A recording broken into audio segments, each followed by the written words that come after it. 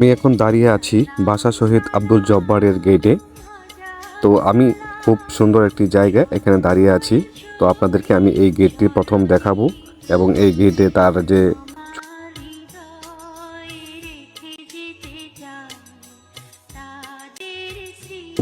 জাদুঘর আজকে দেখাবো আপনাদেরকে। আমি আজকে চলে আসলাম। আসসালামু আলাইকুম।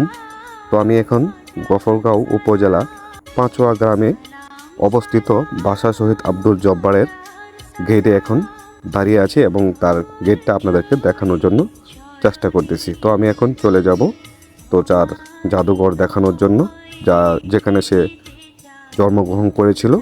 তো সেই জায়গা দেখাবো আপনাদেরকে, চলুন।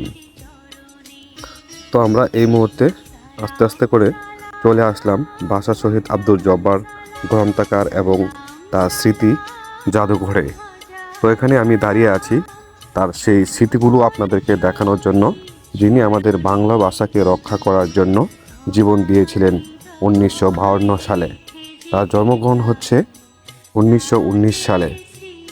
তো সে আসলে যখন আমাদের এই মাতৃভাষার জন্য সে জীবন দিয়েছে, তো আমরা তাকে স্মরণ করতে হয়। তো তাকে আমরা বাংলাদেশের মানুষ এবং যারা বাংলা ভাষাকে ভালোবাসি, তারা সবসময় তাকে আমরা স্মরণ করব এবং শ্রদ্ধা করব। তো তার জাদুঘরটি আজকে আমি দেখানোর জন্য আপনাদেরকে চেষ্টা করতেছি। তো আজকে যেহেতু আসলে শনিবার দিন আমি এখানে চলে আসলাম, তাই আজকে ভদ্র, তো আমি ভিতরে প্রবেশ করতে পারতেছি না। তো আপনাদেরকে আজকে বাহির থেকে দেখানোর জন্য চেষ্টা করতেছি তার সেই জাদুঘরটি।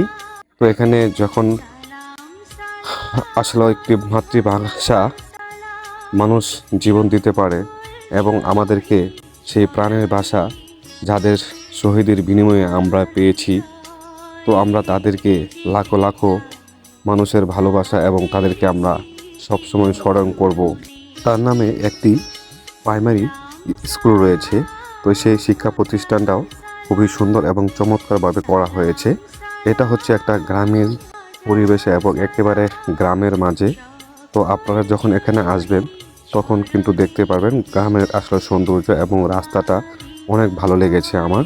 তো এটা যখন আসলে বাসা শহীদ আব্দুল জব্বারের বাড়ি এবং তার গ্রন্থাগার, তো আমরা আসলে এখানে আসার পর আমরা আসলে সত্যি অবাক হয়েছি যে আসলে এরকম একটা মানুষের জাদুঘর আমরা দেখতে পেরেছি, যিনি আসলে ইতিহাসের সাক্ষী হয়ে থাকবেন সারাটা জীবন এবং সবার মনে মনে এবং হৃদয়ে থাকবেন।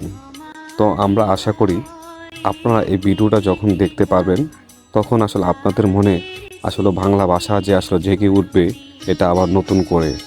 তো আমরা আজকে আপনাদেরকে এই নতুন ভিডিওটা দেখাতে আমরা আজকে চলে আসলাম গফরগাঁও পাঁচুয়া গ্রামে। তো এই গ্রামটাও আসলে অনেক সুন্দর একটি গ্রাম এবং এখানের ভিতরের যে পরিবেশটা খুবই সুন্দর এবং চমৎকার লাগবে। এখানের যে আসলে সবুজ দৃশ্য এবং গাছপালা সব কিছুই আপনাকে মন জয় করে নেবে। তো আমরা আপনাদেরকে মাঝে মধ্যে এরকম আরও কিছু দেখানোর জন্য আমরা বিভিন্ন জায়গায় চলে যাই আমরা ভিডিও করতে। তো আমরা আসলে আপনাদেরকে আজকে আমি একটা আমার গুরুত্বপূর্ণ ভিডিও আপনাদের সাথে শেয়ার করেছি।